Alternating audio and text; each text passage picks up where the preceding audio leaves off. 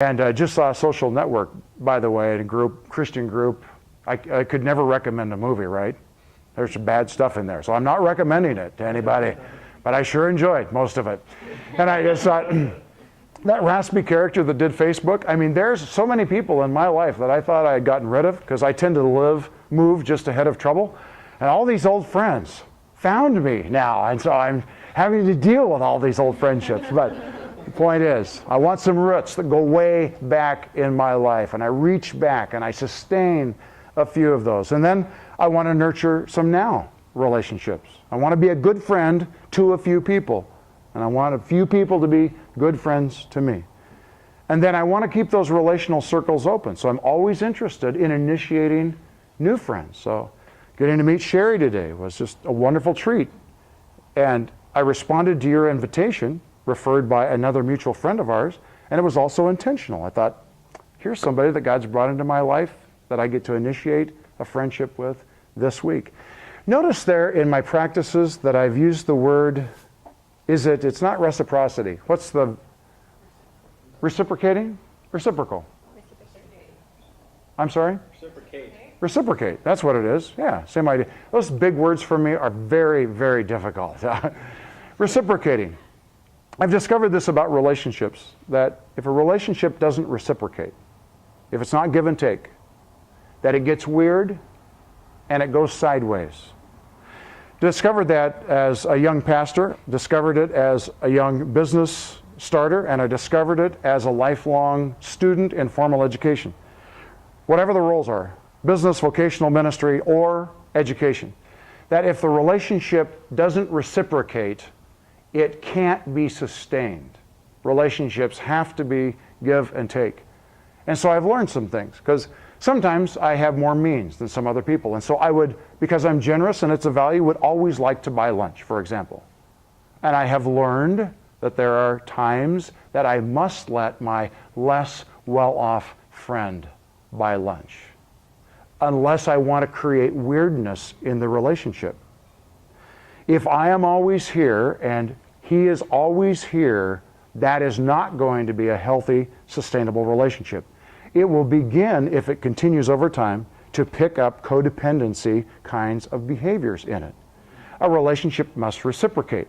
Doesn't mean that it's equal in terms of what each partner puts in, but it does mean that that relationship, to be healthy, must have some give and take in it as well. I've learned that the hard way, and you already know that, but it's a piece of advice along the way. So how are we doing here? I'm only going to take a look at another one, and we're going to wrap it up. Which one of these would you like for me to unpack as our last one today? Go ahead and do a quick scan, and we'll talk about that one and let the other ones hang on their own. Which one? Sustainable health. Growth. And growth. All right. Well, should we take a quick look at both of them? Just real quick. Sustainable health. Good growth. There it is. It's good stewardship. Good stewardship. Sustainable health, and I mean that in every sense. I mean that holistically. I lost 85 pounds a few years ago. And I did that because I did some math on my family, and it's very likely that unless the Lord intervenes in some way, which he certainly might, that I will live to be over 100. And I have a lot of really fat, old relatives that live to be really old. And the quality of their life and the requirements of people around them that loved them were increasingly severe and consuming the resources of time and attention of the people around them. And I actually looked at myself and said, what kind of old person in my family do I want to be? I also talked with my wife. You'll get to meet Ann sometime. She's the amazing one. And I have no doubt that she loves me, but I kind of doubted that she would push me around in a wheelchair and would just kind of leave me on my own and say, you know, you got fat and it's kind of your deal. So I just didn't, I wanted to hedge my bets on that one.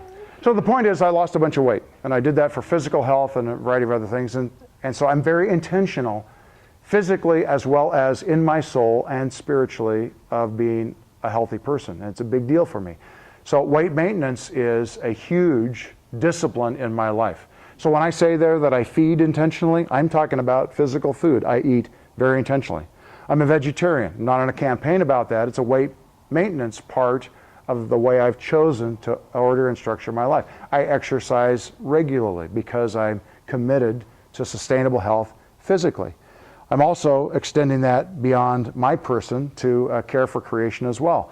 And I do live in Portland, so that'd be a good thing to say, wouldn't it? Mm-hmm. Yeah, it would. When we moved back home to Oregon from LA, I wanted to be within 2 blocks of Max. I wanted to be able to at least enjoy the benefit of that piece of the infrastructure of our city.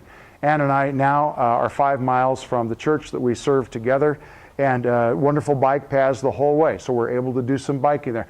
No big deal. But for an old guy, I'm actually making some progress, and that's the point here. I care about that. I care about God's creation, and even though I leave a carbon footprint that is gaggingly large, I want to at least express sensitivity, appreciation, and demonstrate regular progress toward being a person that's a better steward of God's beautiful creation as well. Well, let's wrap it up here. I have to confess that I have 8 on the list and not 7. Did some of you count? Some of you counted. You did. I was talking about the dirty 7, and there's the 8th one. What's the last one? Good money. Good money. I cheated with that one because I really need to address money in my life. If I have had a temptation historically, it's been wanting to be rich. I'm a poor kid. And I've never been rich. I'm not going to be rich. Honestly, I don't plan to be rich. But I've had to deal with money and the love of money deal. So what does it mean to be poor and love money? What does it mean to be reasonably okay and love money? How do you manage wealth and not love money? That's a very interesting idea for me. And what I've decided to do in my life is to decide what good money is. And I've defined it and I've quantified it. And that really works well for me. So you see, what I've done is that the value of good money is that it's just enough to fund the first 7 values. Right? I know what that number is per year for the next 12 years. It happens to be more than any church should pay their lead pastor, unless it's a really large megachurch. And there are, I happen to live in that world of megachurches and kind of know what those salaries are. So the reality is, any church that would have me shouldn't pay me good money. Okay? So you'll take me? Yeah. Yeah. Ty, you're sold now. Ty's been visiting a couple times. This was the tipping point for Ty. Yeah. So I actually, taking responsibility for my own life, defining what good money means, because I know what it costs for me to do the first 7 the way I intend to do them. Good money costs more than vocational ministry should ever pay me. So I accept the responsibility to live a life of harmony and fulfill my vocational ministry responsibilities and find ways to fund the gap in a way that expresses my fulfillment of my responsibility and expresses my commitment to the lifestyle that I've chosen on the first 7, while fulfilling my responsibilities to the people I've made commitments to, because that's this part of the paradox, commitments to God and other people as well. So the result of that is I get to have some very interesting conversations with people from time to time about what it means for me to serve in certain kinds of ways. But good money is defined for me. What happens when Jared and Ann are blessed with good money that's beyond what we've quantified? By definition, in advance, that's money that's given in addition to our regular disciplined giving, because we know what good money is. And I'll just tell you that there's an amazing freedom that's come from me. This has never been an issue for Ann, but it has been for me. The freedom for me is I can enjoy, Aaron, the possibility and the occasional experience of significant prosperity, and I'm not worried that I'm going to be drawn into the love of money.